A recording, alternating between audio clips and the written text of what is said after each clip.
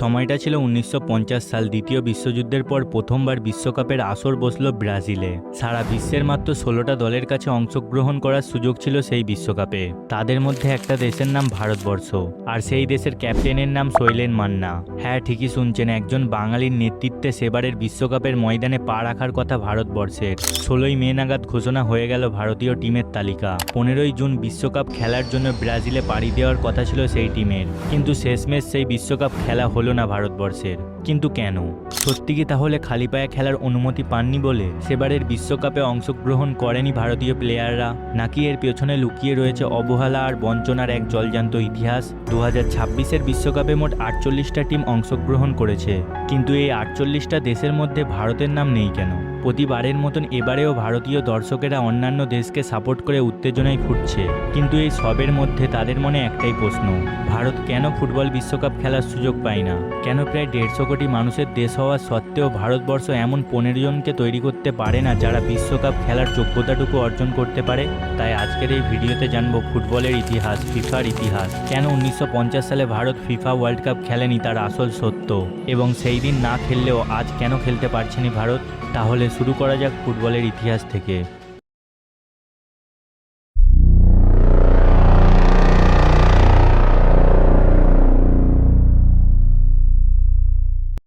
প্রথম বিশ্বযুদ্ধের শুরুর দিকে অর্থাৎ 1914 সালে সে বছরে ফিফা সিদ্ধান্ত নিল অলিম্পিক ফুটবল টুর্নামেন্টকেই তারা ফুটবল বিশ্ব চ্যাম্পিয়ন হিসাবেই স্বীকৃতি দেবে। মানে যে দেশ অলিম্পিক ফুটবলে চ্যাম্পিয়ন হবে তারাই বিশ্ব চ্যাম্পিয়ন বলে গণ্য হবে। প্রায় 14 বছর এরকম নিয়ম চলার পরে 1928 সাল নাগাদ ফিফার সভাপতি জুলেরিমের মাথায় একটি নতুন বুদ্ধি এলো, যেই বুদ্ধিটা ফুটবলের ভবিষ্যৎকে চিরতরে বদলে রেখে দিল।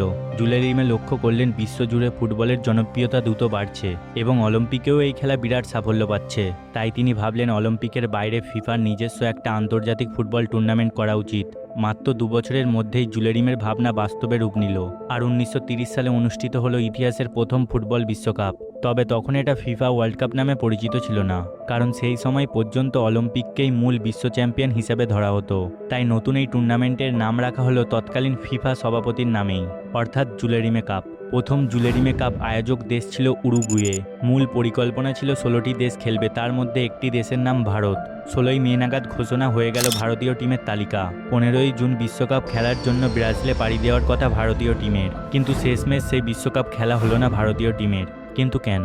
কারণ 1950 সালে নিজেদের অবহেলা এবং অযোগ্যতাকে ঢাকতে তৎকালীন ভারত সরকার মার্কেটে একটা গল্প রটিয়ে দেয় যে ভারত নাকি খালি পায়ে বিশ্বকাপ খেলতে চেয়েছিল, অথচ ফিফা পারমিশন দেয়নি বলে ভারত সেবারে বিশ্বকাপ খেলেনি। কিন্তু এই গল্পটা একেবারেই মিথ্যা। তাহলে আসল গল্পটা কি? 1948 সালে লন্ডন অলিম্পিকে ভারতীয় প্লেয়ারদের কেউ খালি পায়ে, কেউ বা শুধু মোজা পরে খেলতে নেমেছিল। সেবারের অলিম্পিকে ফ্রান্সের কাছে 2-1 গোলে পরাজিত হয়েছিল ভারত, কিন্তু ভারতীয়দের খেলা দেখে তাজ্জুব হয়ে গিয়েছিল গোটা বিশ্ব। ব্রিটিশ মিডিয়া বড় বড় আর্টিকেল লিখেছিল ভারতীয়দের খালি পায়ে ফুটবল খেলা নিয়ে। তৎকালীন ভারতীয় ক্যাপ্টেন তালিমেরেন এও এই ম্যাচের পর মিডিয়াকে বলেছিলেন, আমরা ভারতীয়রা ফুটবল খেলি আর বাকিরা খেলে ফুটবল। এবারে বলি আসল ঘটনাটা। 1950 সালে ফিফা মোটেই খালি পায়ে ফুটবল খেলাতে নিষেধাজ্ঞা জারি করেনি, এবং 1948-এর পর থেকে অনেক ভারতীয় ফুটবলাররা জুতো পরা শুরু করে দিয়েছিলেন। এবারে যখন 1950 সালে জুলেরিমে কাপ অনুষ্ঠিত হয়েছিল, তখন সেটা নিয়ে খুব একটা আগ্রহ ছিল না ভারতীয় ফুটবল ফেডারেশনের মধ্যে, কারণ তখন সবার কাছে অলিম্পিকটাই ছিল আসল লক্ষ্য। 1950 সালে জুলেরিমে কাপে অংশগ্রহণ করার জন্য কোয়ালিফাইং রাউন্ডে ভারতকে হারাতে হতো বার্মা এবং ফিলিপিন্সকে, কিন্তু এই দুটো দল নিজেদের নাম প্রত্যাহার করে নেয়। ফলে সরাসরি ফাইনাল রাউন্ডে খেলার সুযোগ চলে আসে ভারতের। ভারতীয় টিমের নামও ঘোষণা করা হয়ে যায়, কিন্তু তারপরেই ফুটবল ফেডারেশনের কিছু লোকের মনে হলো এতজনকে জাহাজে করে ব্রাজিলে পাঠানো খুব খরচ সাপেক্ষ, ফুটবলের পেছনে এত খরচ করার কোনো মানেই হয় না। আশ্চর্যজনকভাবে সেই সময় ভারতবর্ষের বহু বেসরকারি ফুটবল অ্যাসোসিয়েশন ভারতীয় টিমকে ফাইন্যান্সিয়ালি সাপোর্ট করার জন্য এগিয়ে এসেছিল।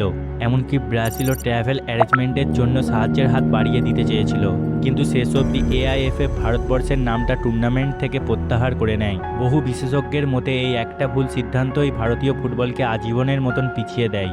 প্রাক্তন ভারতীয় অধিনায়ক বাইচুন ভুটিয়া পর্যন্ত এই সিদ্ধান্তকে ভারতীয় ফুটবল ইতিহাসের সবচেয়ে ঐতিহাসিক ভুল বলে চিহ্নিত করেছিলেন। 1950 সালে ভারতীয় ফুটবল দলের অধিনায়ক শৈলেন মান্নাও এই ঘটনার জন্য পরবর্তীকালে অল ইন্ডিয়া ফেডারেশনের দূরদর্শিতার অভাবকেই দায়ী করেন।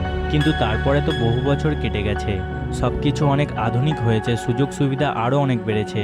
তাহলে আজও কেন ফুটবল বিশ্বকাপ আসলে ভারতবর্ষের জাতীয় পতাকার বদলে পাড়ায় পাড়ায় আর্জেন্টিনা ব্রাজিলের পতাকা ঝোলে?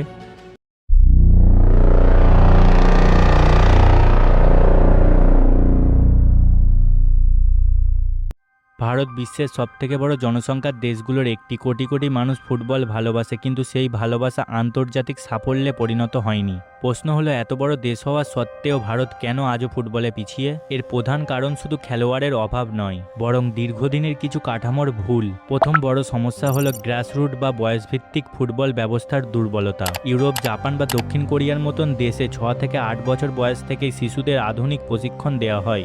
ভারতে অনেক প্রতিভাবান শিশু থাকলেও তাদের জন্য পর্যাপ্ত একাডেমি, প্রশিক্ষণ এবং প্রতিযোগিতামূলক টুর্নামেন্টের অভাব রয়েছে, ফলে প্রতিভা তৈরি হওয়ার আগেই হারিয়ে যায়। দ্বিতীয় সমস্যা হলো অবকাঠামো ঘাটতি। দেশের বহু এলাকায় ভালো মানের ফুটবল মাঠ, প্রশিক্ষণ কেন্দ্র, ফিটনেস সুবিধা এবং স্পোর্টস সায়েন্স সাপোর্ট নেই। অনেক খেলোয়াড়কে অনুপযুক্ত মাঠে অনুশীলন করতে হয়, যা তাদের উন্নত প্রতিক্রিয়া তৈরিতে বড় বাধা। তৃতীয় বড় কারণ হলো দীর্ঘমেয়াদী পরিকল্পনার অভাব। উন্নত ফুটবল দেশগুলো 10 থেকে 20 বছরের পরিকল্পনা নিয়ে কাজ করে, কিন্তু ভারতের প্রশাসনিকভাবে পরিবর্তনের সঙ্গে সঙ্গে নীতিও বদলে যায়, ফলে একটি ধারাবাহিক উন্নয়নের প্রতিক্রিয়া তৈরি হয় না। চতুর্থ সমস্যা হলো স্কুল ও কলেজে ফুটবলের দুর্বলতা। অনেক দেশের স্কুল ফুটবল জাতীয় দলের ভিত্তি তৈরি করে, কিন্তু ভারতে পড়াশোনার চাপ, সীমিত প্রতিযোগিতা এবং খেলোয়াড়কে পেশা হিসাবে না দেখায় মানসিকতার কারণে অনেক প্রতিভাবান খেলোয়াড়রা মাঝপথেই ফুটবল ছেড়ে দেয়। পঞ্চম কারণ হলো দেশীয় লিগ ও খেলোয়াড় উন্নয়নের মাধ্যমে ভারসাম্যের অভাব। লিগ জনপ্রিয় হলেও সবসময় যথেষ্ট সংখ্যক ভারতীয় তরুণ খেলোয়াড় নিয়মিত উচ্চমানের ম্যাচ খেলার সুযোগ পায় না, ফলে আন্তর্জাতিক পর্যায়ে অভিজ্ঞতা ও আত্মবিশ্বাস তৈরিতে সময় লাগে। এর সমাধান কি হতে পারে? ভারতের প্রথম কাজ হওয়া উচিত প্রতিটি রাজ্যে শক্তিশালী বয়সভিত্তিক ফুটবল প্রকল্প গড়ে তোলা। ছোটবেলা থেকেই দক্ষ কোচের অধীনে প্রশিক্ষণ, নিয়মিত টুর্নামেন্ট এবং প্রতিভা খুঁজে বের করার ব্যবস্থা করতে হবে। দ্বিতীয়, আধুনিক ফুটবলের অবকাঠামো। উন্নত মাঠ, প্রশিক্ষণ কেন্দ্র, স্পোর্টস সায়েন্স, পুষ্টিবিদ এবং ফিজিওথেরাপিস্টদের দেশ জুড়ে বাড়াতে হবে। তৃতীয়, স্কুল ও কলেজে ফুটবলকে জাতীয় পর্যায়ের কাঠামোর সঙ্গে যুক্ত করতে হবে, যাতে পড়াশোনার পাশাপাশি ফুটবলও সমান গুরুত্ব পায় এবং যেন প্রতিভাবান খেলোয়াড়দের জন্য পরিষ্কার কেরিয়ার পথ তৈরি হয়। চতুর্থ, ফুটবল প্রশাসনে দীর্ঘমেয়াদী ও স্বচ্ছ পরিকল্পনার প্রয়োজন। কোচ পরিবর্তন বা নীতিগত পরিবর্তনের বদলে অন্তত 10 থেকে 15 বছরের একটি উন্নয়ন রোডম্যাপ অনুসরণ করতে হবে। সবচেয়ে বেশি ভারতীয় তরুণ খেলোয়াড়দের আরও বেশি আন্তর্জাতিক ম্যাচ, দেশি প্রশিক্ষণ এবং উচ্চমানের প্রতিযোগিতার অংশগ্রহণের সুযোগ দিতে হবে। বিশ্বের সেরা দলগুলোর বিরুদ্ধে নিয়মিত খেলালেই তাদের মানসিকতা, গতি এবং খেলার মান উন্নত হবে। ভারতে ফুটবলের সমস্যার মূল কারণ প্রতিভার অভাব নয়, বরং সেই প্রতিভাকে সঠিকভাবে গড়ে তোলার ব্যবস্থার অভাব। যদি গ্রাসরুট উন্নয়ন, অবকাঠামো, প্রশাসনিক পরিকল্পনা এবং যুব খেলোয়াড় তৈরির ওপরে ধারাবাহিকভাবে বিনিয়োগ করা যায়, তাহলে আগামী দশকে ভারত ও এশিয়ার শক্তিশালী ফুটবলের দেশগুলোর একটি হয়ে উঠতে পারে এবং আগামীতে ফিফা ওয়ার্ল্ড কাপও খেলতে পারে।